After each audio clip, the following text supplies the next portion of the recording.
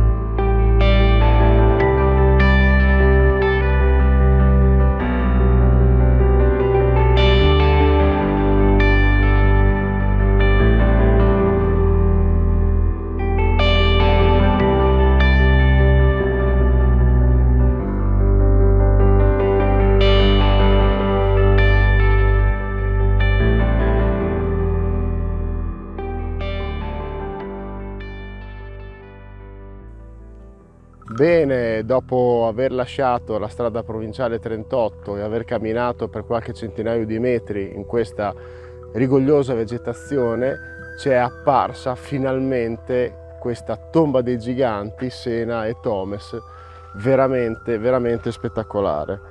E siamo nel periodo del bronzo antico, quindi 1800-1600 a.C.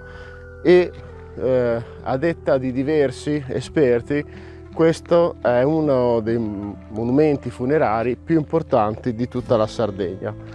Come potete vedere abbiamo una stele centrale massiccia con una porta veramente piccolissima e, com'è nello stile delle tombe dei giganti più recenti, l'esedra è costituita da tutta una serie di massi che sono sempre più piccoli e che degradano verso l'esterno da una parte all'altra. Come potete vedere nella parte anteriore sono stati sistemati degli altri massi in modo tale da creare una specie di ingresso e una specie di punto di accoglienza e di punto di raccolta per le persone che venivano a frequentare questo luogo. Ci soffermiamo un attimo su questa stele. Dalla letteratura abbiamo appreso che si tratta di un masso che pesa circa 7 tonnellate, quindi potete bene immaginare lo sforzo che è stato fatto nel recuperarlo, nel modellarlo e nel sistemarlo in questo modo. Ora proviamo ad andare nella parte retrostante per poter vedere appunto lo sviluppo posteriore di questa tomba dei giganti.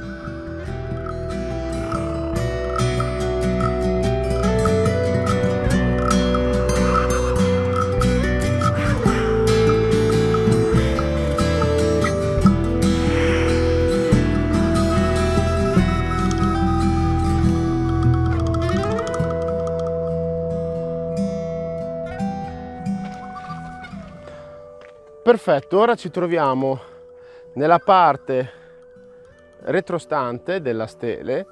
Come potete vedere il sole in questo momento si trova verso est, sono circa le 9:30 del mattino, per cui possiamo verificare in questo modo che l'orientamento dell'ingresso è proprio verso est, come per la maggior parte dei monumenti funerari.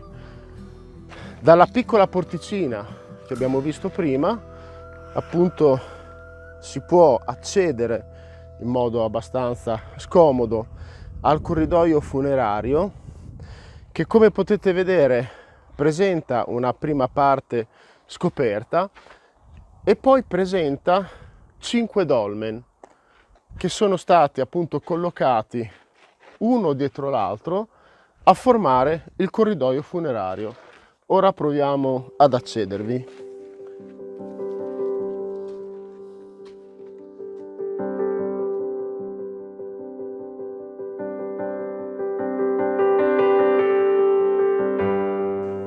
Ecco, come potete vedere, abbiamo ai lati delle pietre, dei massi che sono veramente molto grandi, e poi sono stati collocati dei massi via via più piccoli fino a pareggiare la superficie e rendere possibile poi la successiva installazione delle pietre orizzontali. Quindi questi 5 dolmen sostanzialmente sono stati utilizzati in sequenza per creare il corridoio funerario.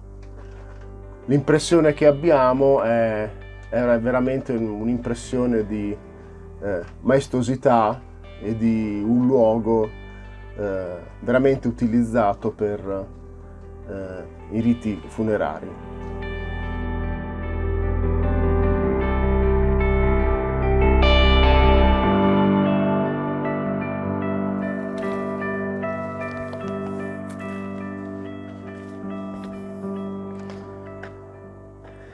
E dalla sommità del corridoio di questa tomba dei giganti vi salutiamo, vi diamo appuntamento al prossimo video, ma vi ricordiamo di iscrivervi al canale YouTube, di mettere like sul profilo Facebook e su Instagram, in modo tale da sostenere questo lavoro che stiamo facendo e permettere una diffusione, la diffusione più totale possibile.